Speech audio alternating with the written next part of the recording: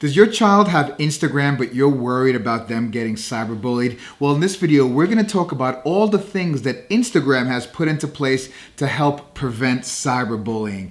And we're starting in 3, 2, 1.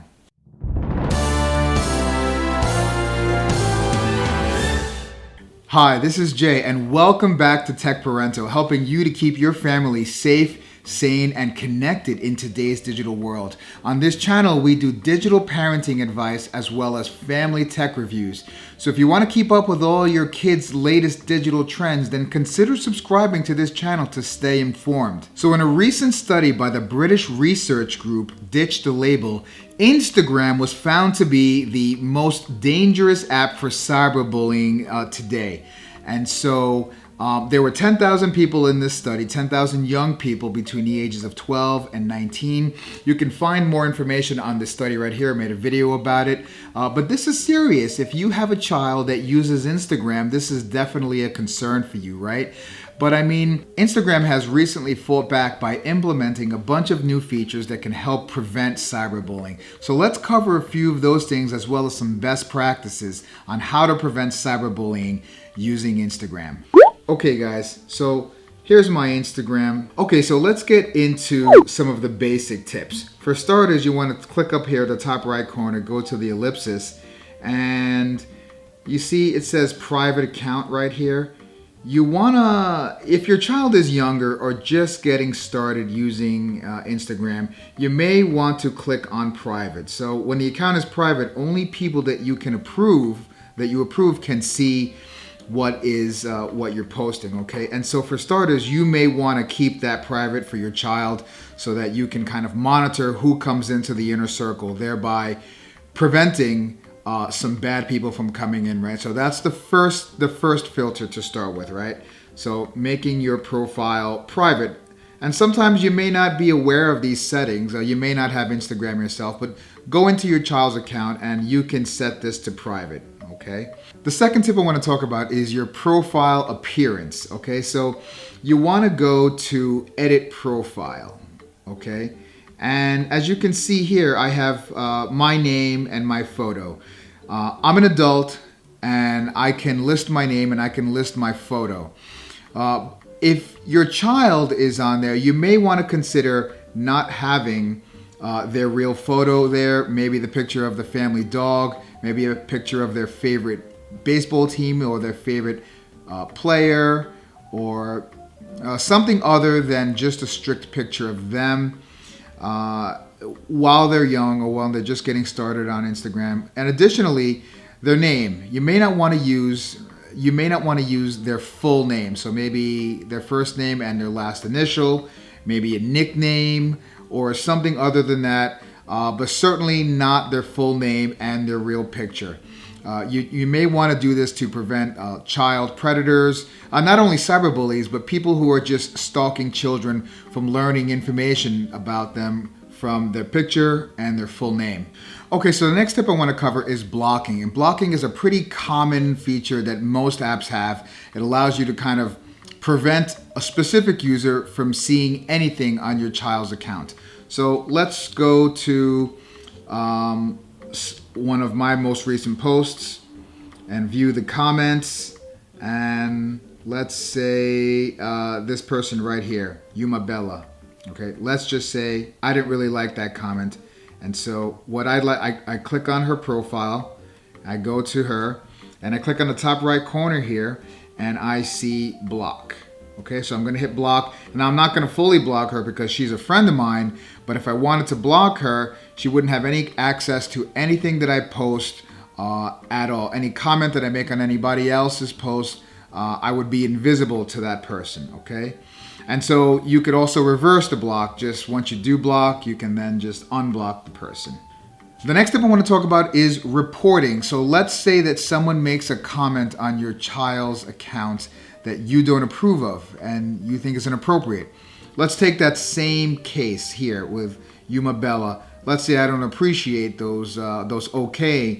okay signals that she's giving me. So what I do is I press and hold on her comment, and up here I see a delete, which allows me to delete the comment, But also there's this little symbol right here, which will allow me to either mark it as spam or scam or abusive content, which again, I'm not going to do because then Instagram is going to investigate this report. So I'm not going to do that.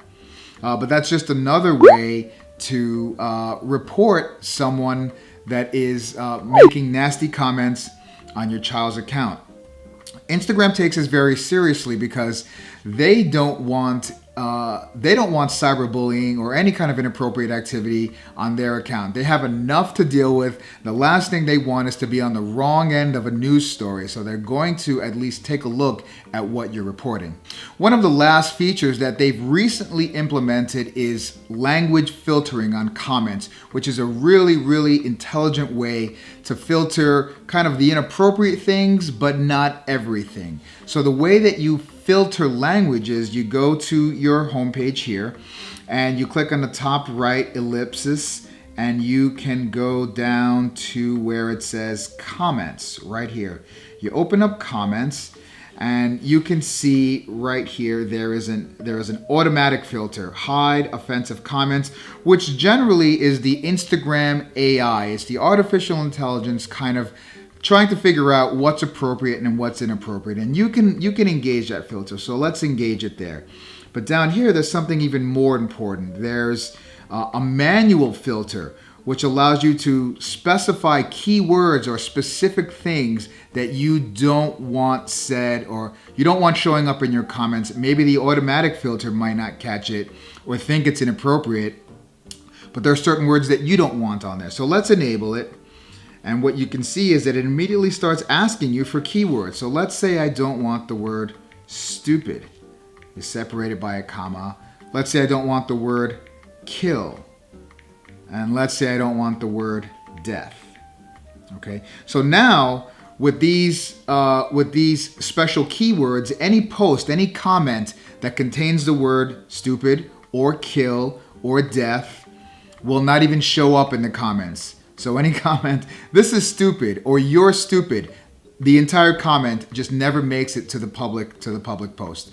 So this is a great way for you to kind of, hear and use the slang that your kids are using, because Instagram may not be so quick on what words kids are using today, and you can specify words that you want off the account or that you don't want showing up in the post. So when your child is using Instagram, you may want to consider just a couple of more things.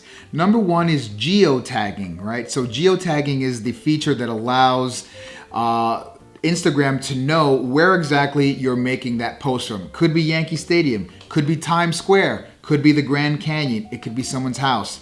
And so if your child is very young or again, just getting started on Instagram, you may want to make sure that their location settings are set to off so that no one can find out where they're actually making that post from. It's for the safety of their child. No one will know where that post is being made from. And number two, you want to monitor your child's accounts. So while we did lay out some great options for blocking, for filtering language, nothing is going to replace your communication and your contact with your child and their account. So you want to make sure that you're monitoring the account on a sporadic basis. You don't need to check it every day or every week, but you do need to check it on a kind of semi-regular, inconsistent basis.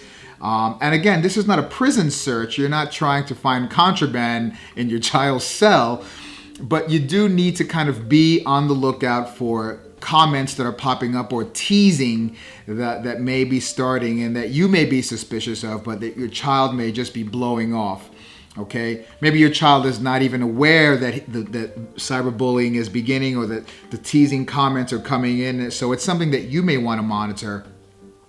The other reason you want to monitor these accounts is so that you can guide your child as to what are the appropriate things to post, right? And you want to do it in a non-judgmental way, right? So if they make a mistake, you don't want to criticize and punish them. You just need to let them know this is not what you should post, or this is what you should post. So be kind, be warm, be non-judgmental, be supportive, and be a guide for your child as they're learning the etiquette of this new thing that we call social media. It's not so new, but for your child, it is going to be new, knowing what's okay to post and what's not okay to post. So I hope you were able to take away some good tips from this video on how to lessen the chances that your child will get harassed or cyberbullied using the Instagram app.